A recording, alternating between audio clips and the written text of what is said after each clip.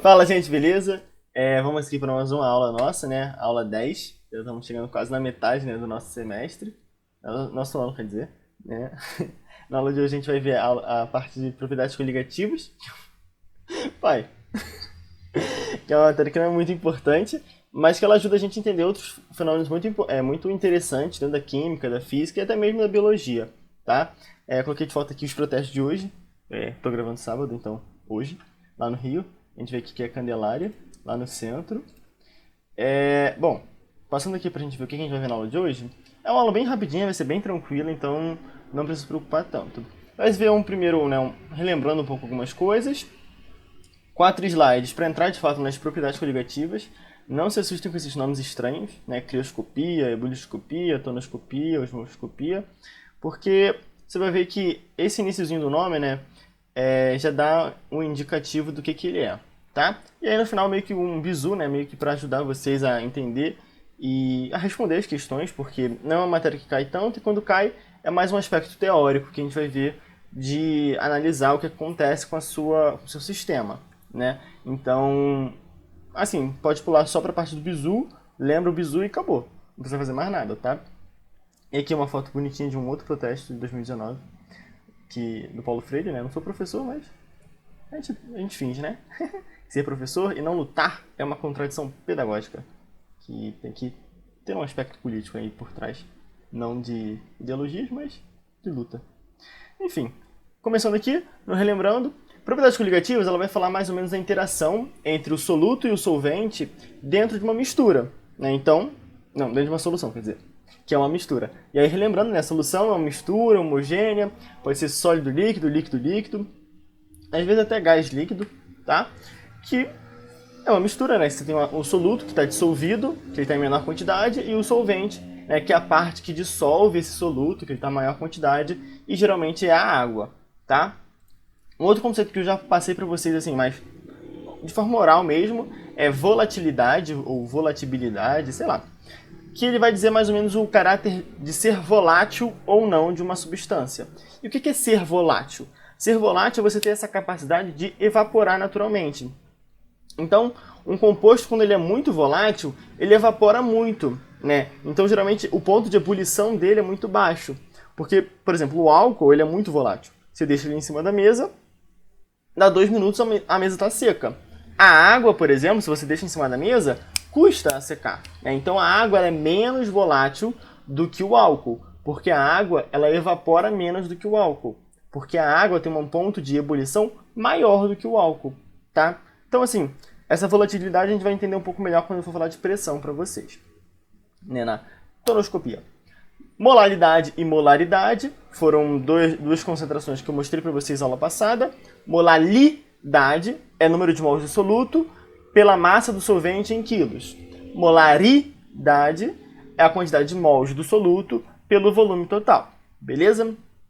As unidades aqui bonitinho, como vocês viram na aula passada. O fator de correção de Van Hoff, o Izinho, eu falei mais ou menos dele, né, naquele exercício, né, do CaCl2, que eu tinha que multiplicar a concentração do sal por 2 para eu ter a concentração do Cl-, né, meio que aquela correçãozinha pela quantidade do cloro que existia no composto. O fator de correção de Van Hoff é mais ou menos a mesma coisa, só que agora ele não vai ser só do cloro, ele vai ser do composto inteiro. Então, é meio que um número para corrigir a concentração do soluto. Porque, por exemplo, 1 mol do CaCl2 tem 3 partículas, né? O Ca e 2 Cls. Né? Então, o fator de Van Hoff ele vem aí para corrigir a concentração do seu composto para virar a concentração de partículas. E aí eu trouxe aqui uns exemplos para ficar um pouco mais claro. O NaCl ele é um composto iônico. Quando a gente coloca em água, ele dissocia. Dissocia porque ele tem ligação iônica, tá? Então, ele vai ter um fator de correção de Van Hoff igual a 2, porque 1 mol do sal tem 2 partículas, né? 2 mols de partícula, tá? Uma do Na e outra do Cl. O BaCl2 tem um bário e 2 cloros, então é um fator de correção 3, tá? 1 mol do BaCl2 tem 3 mols de partícula.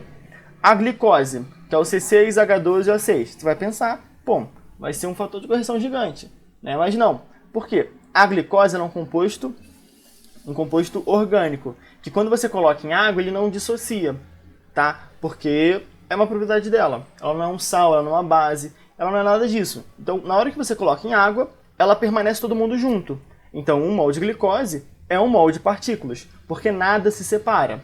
Se eu tivesse aí o HCl, que é um ácido forte, todo o HCl, quando você coloca em água, ele vai ionizar, né? Ele ioniza porque é ligação covalente, formando H+, e Cl-. Então, cada mol de HCl forma 2 mols de partículas, porque o HCl, quando você coloca em água, ioniza em duas partículas. Geralmente, os compostos, né, de ácido, base, sal, vão ter fator de correção diferente de 1. E os compostos orgânicos, tirando os ácidos orgânicos, é claro, e as bases orgânicas, vão ter um fator de correção igual a 1. Tá?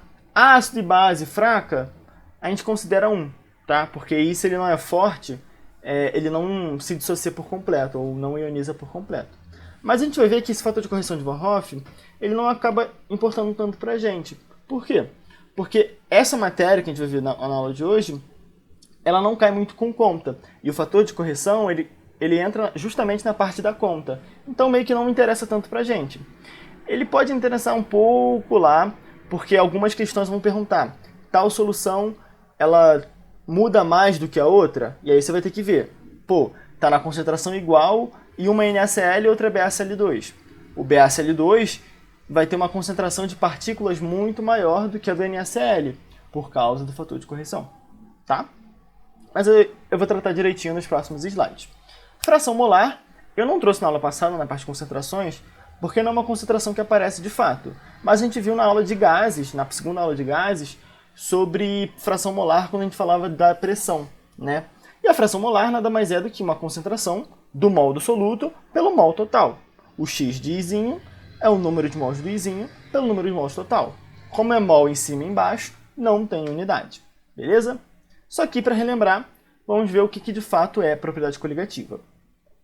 A primeira delas é a crioscopia, que é a parte de propriedades coligativas que vai olhar a temperatura de solidificação, que nada mais é do que a temperatura de fusão também, né? Só que aí, como a gente está olhando a solidificação, a gente está olhando o processo do líquido virando sólido, tá? Aqui, a gente parte do pressuposto que todo soluto que a gente adicionar, ele é não volátil. Ou seja, eu não estou colocando o álcool na água, porque o álcool ele é volátil. Se eu estivesse colocando o álcool na água, as conclusões seriam diferentes, seriam mais complexas e seria mais difícil. E aí eles não cobram. Eles só vão cobrar soluções em que o seu soluto é não volátil. Então você vai colocar um sal, você vai colocar uma base, você vai colocar compostos que não evaporam com facilidade, que não são voláteis. Tá? Na crioscopia, eles fizeram vários estudos e perceberam que quanto maior for a concentração de partículas na sua solução, menor é o ponto de congelamento do seu solvente. Congelamento, crio, tá? Por isso que é o nome crioscopia. Ou seja, se eu tiver um copo de água com 2 mols de partículas e um outro com 3 mols de partícula, esse de 3 mols vai congelar numa temperatura menor do que o de 2. Tá? Isso quer dizer que você vai ter soluções, por exemplo, que você vai ter água líquida a uma temperatura menor do que 0 graus Celsius, que geralmente é a temperatura de congelamento, né? Justamente por causa dessa parte da crioscopia. Ela é muito interessante quando você quer resfriar bebida de uma forma mais fácil, de uma forma mais rápida. Você coloca água, gelo, álcool e sal de cozinha, tá? E isso permite, né, por conta da crioscopia, que aquela água fique em temperaturas abaixo de 0 e no estado líquido. E aí você coloca o refrigerante, o suco e tudo mais, e aí, por conta da água estar no estado líquido, ela tem uma maior superfície de contato. Ela consegue abarcar melhor o seu recipiente. E por conta disso, ela consegue reduzir mais a temperatura dele e resfriar de uma forma mais rápida. Tá? Porque você vai ter água líquida a menos 5 graus Celsius, por exemplo. Enquanto que em condições normais já estaria sólido. E aí quando é o sólido, né, na hora que você junta as coisas, formam vários espaços em branco, né, vários espaços vazios, que aí dificulta um pouco o processo de resfriamento.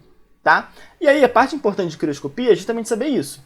Você aumenta a quantidade de partículas, você diminui a temperatura de congelamento, tá? De solidificação. você não precisa saber a conta. Eu trouxe aqui só por curiosidade. E aí eu vou falar aqui um pouquinho dessa fórmula, né? Módulo da variação de temperatura, módulo porque a variação ela é negativa, né? Porque a temperatura no final de congelamento ela diminui, né? Então a gente coloca um módulo só para ficar positivo.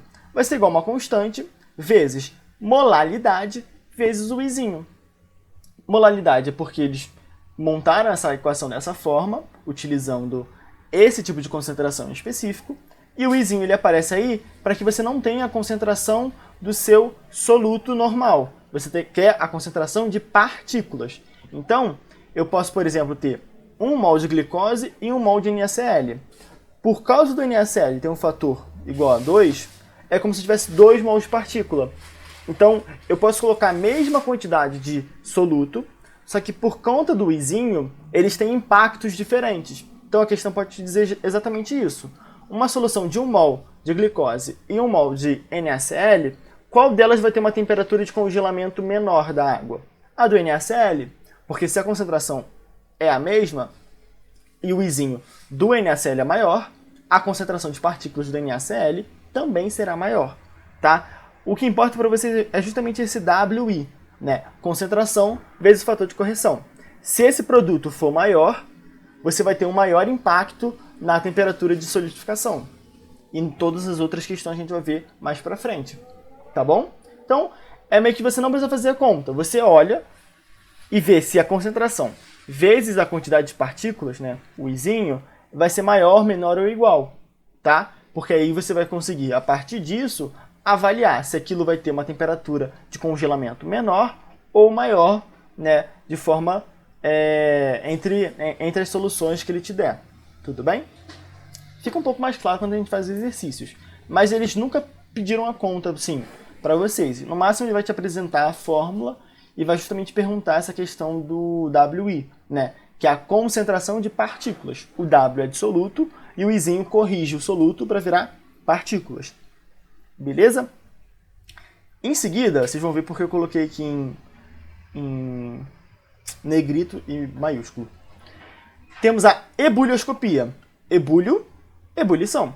Então aqui vai ser a mesma questão da crioscopia, só que agora ela vai usar a temperatura de ebulição, tá? E aí, com a temperatura de ebulição, o processo é ao contrário. Quanto mais partícula você tiver na sua solução, maior vai ser a temperatura de ebulição, tá bom? Então, ela é o inverso. A crioscopia diminuía, a ebulioscopia aumentava, tá? Então, quando você coloca o sal no seu copo, no recipiente com água, a temperatura de congelamento diminui e a de ebulição aumenta. Então você vai ter um delta maior da água líquida, né? Você vai ter mais água líquida num intervalo de temperatura maior, tá? E por que acontece isso? Porque quando você coloca você coloca o sal, por exemplo, na água, ele forma um obstáculo físico, né, para as partículas de água saírem do estado líquido e entrarem em vapor.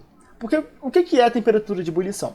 A temperatura de ebulição não é a temperatura em que o líquido vira vapor, vira gás. Não, é bem parecido. Na verdade, a temperatura de ebulição é a temperatura na qual você vai ter uma pressão de vapor do líquido igual à pressão do local, certo?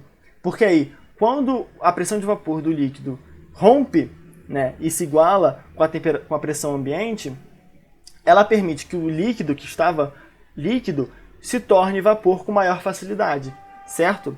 Então, a temperatura de ebulição, ela depende basicamente da sua pressão no local, e claro, do composto, né? Então, quando você coloca um soluto no meio, é como se você estivesse fazendo mais barreiras para essa água, você estivesse colocando mais pressão no meio, certo? E aí, como é mais difícil para a água líquida virar vapor, você precisa colocar mais energia para que ela consiga driblar essa partícula que você colocou e passar para o estado de vapor. Tudo bem? Então, assim, é bem parecido com aquele conceito inicial que a gente pensava, né, de temperatura de ebulição, mas tem essa nuance aí que faz toda a diferença quando a gente olha a ebulioscopia. E assim, eu acabei nem falando, mas na crioscopia é bem parecido. Para você congelar uma coisa, você tem que formar estrutura sólida, certo? Então o líquido está todo bagunçado. Na hora que você diminui a temperatura, ele começa a se organizar e formar, por exemplo, cristais. E aí quando você coloca um soluto no meio, você meio que impede a formação desses cristais, porque ele vai fazer uma barreira, né, na hora de você formar esse cristal, certo? Então você precisa tirar mais energia ainda, para que até mesmo o soluto consiga dar uma acalmada e você consiga formar a sua estrutura sólida, tudo bem? Por isso que a temperatura de congelamento diminui, porque você precisa tirar mais energia, e por isso que a temperatura de ebulição aumenta, porque você precisa colocar mais energia para que o processo físico aconteça, tá bom? Essas duas estão bem parecidas aqui, estão bem juntas.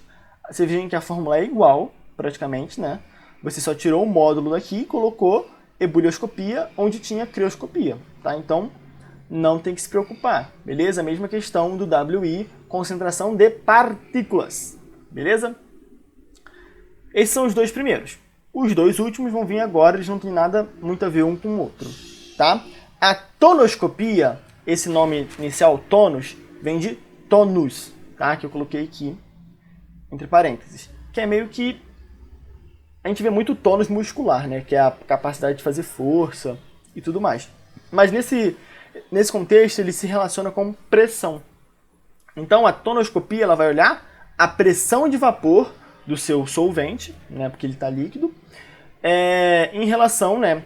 Quando você coloca o soluto e como ele era no início, né? Quando ele era puro, tá? Que era mais ou menos o que eu estava falando agora para vocês da temperatura de ebulição, né?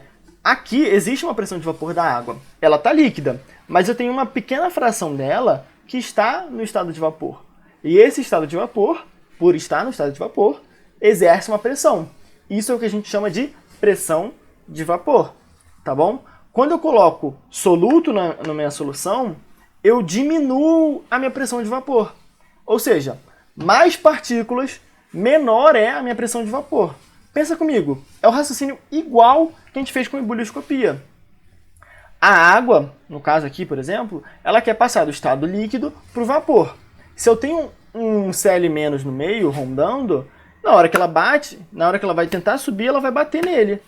E aí, por conta dessa colisão, ela não vai conseguir passar para o estado de vapor, certo? Então, quando você coloca a partícula, quando você coloca o soluto, você cria novamente um obstáculo físico para a passagem do seu solvente, do estado líquido, para o vapor. E aí aqui, a gente está partindo do pressuposto que a temperatura é igual, tá? Então ela é constante. Então, o que você percebe é que você vai ter menos líquido virando vapor. Então você vai ter menos vapor, né, no seu meio. Se você tem menos vapor, a pressão que ele exerce é menor, certo? E aí existe aqui duas fórmulas que a gente pode dar uma olhadinha, mas só por curiosidade. A primeira delas fala que a pressão final, ou seja, a pressão depois que você adiciona soluto, ela vai ser uma fração da pressão original, que é a pressão antes de você adicionar o soluto. E essa fração vem pela fração molar do solvente. Ou seja, por que você coloca a fração molar do solvente? Quando você coloca mais soluto, você vai ter uma menor fração molar do seu solvente. Porque lembra lá, fração molar é número de mols sobre o total. Se você coloca mais soluto, o seu solvente fica com o número de mols constante. Mas o número de mols total ele aumenta. Então você está dividindo um número constante por um valor maior. Então a sua divisão toda vai dar um número menor. Então quando você coloca mais soluto, você diminui a fração molar do solvente. Então, quando ele multiplica a pressão original, vai dar um resultado menor, certo? Que era justamente o que a gente tinha compreendido da parte teórica, né? Então aqui é só mostrando de forma matemática o que a gente tinha acabado de ver com palavras, tá? E aí existe aqui uma outra fórmula que serve somente para soluções bem diluídas, que é bem parecido com aquelas outras fórmulas que a gente estava vendo, né? Que é o KWI. KWI. Isso aqui é o KT de tonoscopia, WI. E aí do lado esquerdo não é pressão de vapor, né? É a variação da pressão em módulo, porque como ela diminui, o valor é negativo, dividido pela pressão inicial, tá?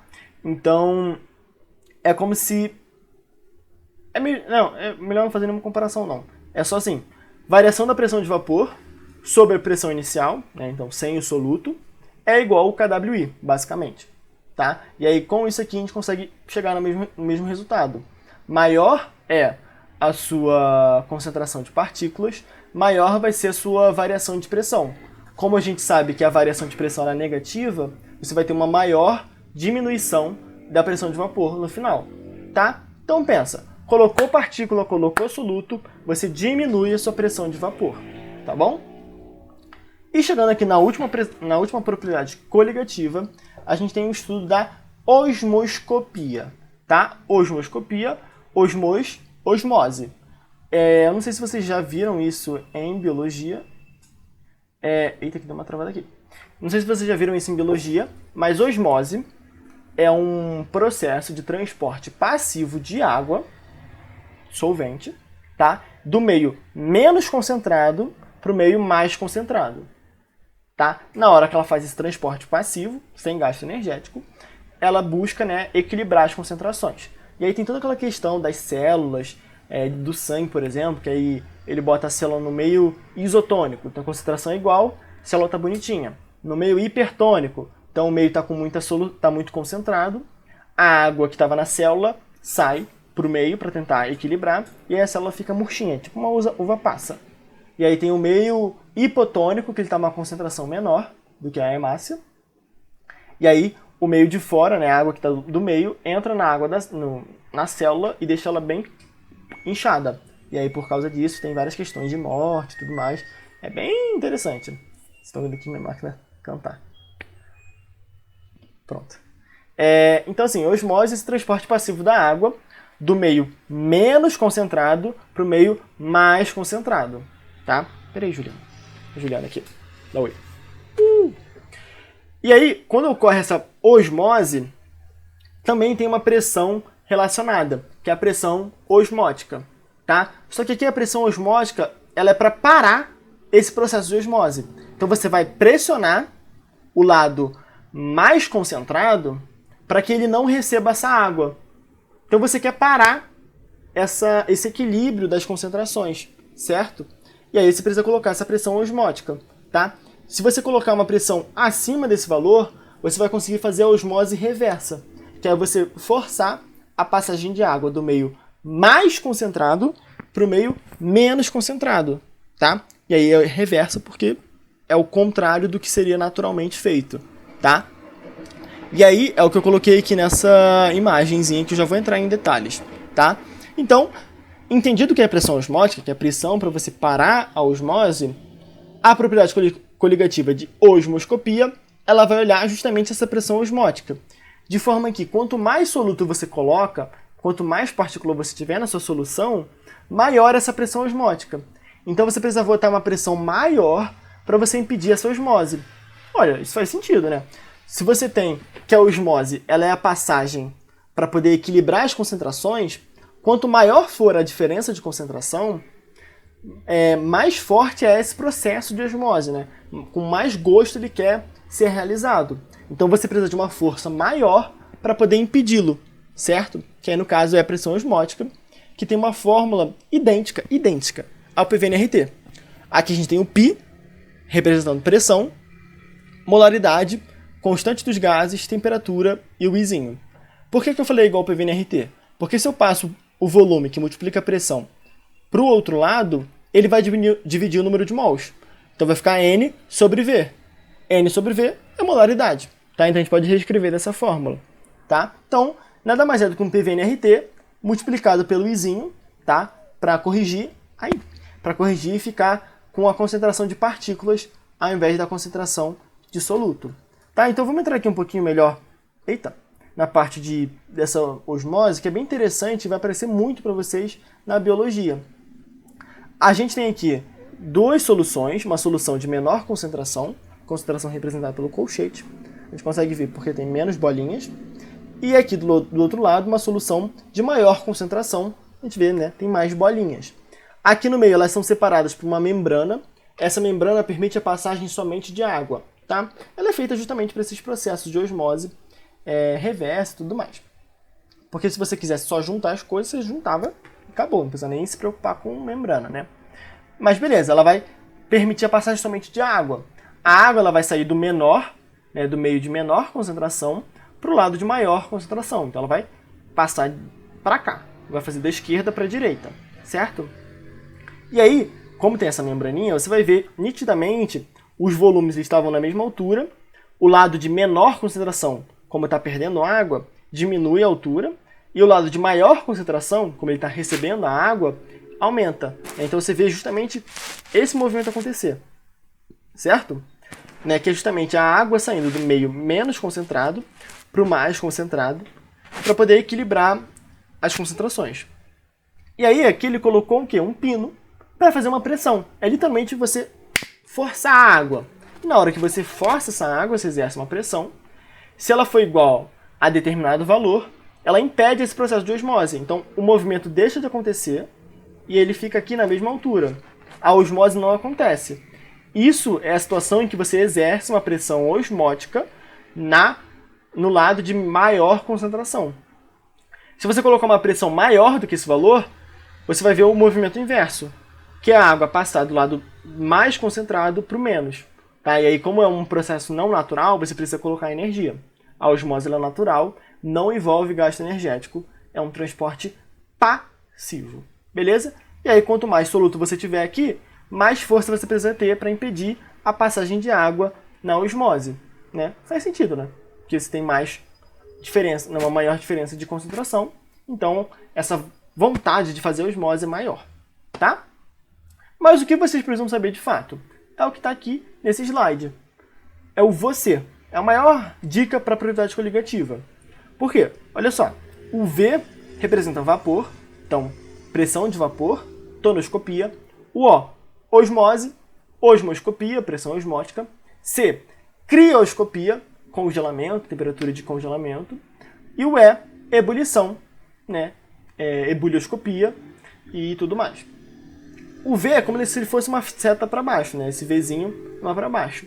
E o E, no você, tem um acento circunflexo, né? O chapeuzinho do vovô, que é uma seta para cima, basicamente. Então, no E você tem para cima e no V você tem para baixo, certo? E aí, para você fazer a seta no O e no C, você inverte. Então, o O aumenta e o C diminui. V diminui e o E aumenta, né? Que foi o que eu coloquei aqui. E aí, com isso, você tem o resumo do que você precisava. Situação genérica. Colocando muito soluto, quanto mais soluto eu colocar na minha solução, eu vou ter uma menor pressão de vapor, uma maior pressão osmótica, uma menor temperatura de congelamento e uma maior temperatura de ebulição. Com isso, você mata tudo. Porque ele vai basicamente te dizer justamente aquela questão da concentração de partículas. Ele vai te dar várias situações, com vários compostos, várias concentrações. Você faz meio que aquela concentração vezes o izinho e você resolve tudo. Porque aí você vai escrever do lado da questão você, aí você coloca o V uma seta para baixo, o E uma seta para cima. E aí depois você inverte para o O e para o C. E aí, independentemente do que ele te perguntar, a resposta está no você. Perguntou vapor, olha para o você. Perguntou congelamento, olha para o você. Osmose, ebulioscopia, olha para o você. Que aí você vai ter sua resposta. Você vai saber pela seta o que acontece, se aumenta ou diminui, e pela concentração de partículas, né? Não precisa nem fazer a conta de fato de molaridade ou molalidade, só ver o número de mols e o volume, tá? E o tipo de composto que é, por causa do izinho, e aí você já vai saber se tal solução ela vai ter uma pressão de vapor menor ou maior do que a outra, tá? É só esse tipo de avaliação que você vai precisar fazer no dia da prova, tá? Não precisa saber MRTI, isso daqui, não precisa, de verdade, tá? Se precisar, ele vai te dar, tá? O que ele não te dá é o você, apenas isso, porque é a parte teórica que você precisa saber. Vapor diminui, osmose aumenta, congelamento diminui, ebulição aumenta. Beleza? Uma aula aqui mais rapidinha, mais tranquila. Não precisa se preocupar tanto com essa matéria, de verdade. A lista de exercícios tem 5 exercícios, mas não é porque é uma matéria importante. É porque eu tentei trazer exercícios de cada uma dessas propriedades coligativas, tá? Então, é mais ou menos essa questão. E eu acho que tem um exercício sobre o izinho, tá? Mas assim, faz na boa, se não fizer tudo bem, sem estresse. As próximas matérias são mais importantes, tá?